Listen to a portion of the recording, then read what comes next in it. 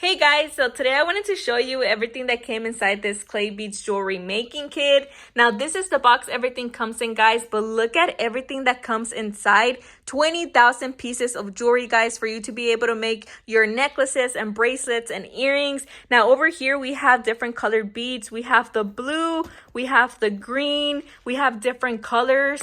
We also have the orange ones over here. We have the pink and purple. And over here, guys, we have a variety of beads. We have the black and white letter beads. We also have the gold and white letter beads. We have smiley faces, hearts. We have other smiley faces over here. We have eye beads, seashell beads. We also have charms here. We have beads that look like pearls. And these are earrings, guys. You can actually put some beads in there and make some earrings. And we have gold looking beads over here too. Now over here, guys, now for the manual, it shows you how to make lobster clamps, which come at the end of your bracelets and necklaces, so you can clamp them up. And these are it. So we also have those clamps, so you can put them at the end of your necklaces and bracelets.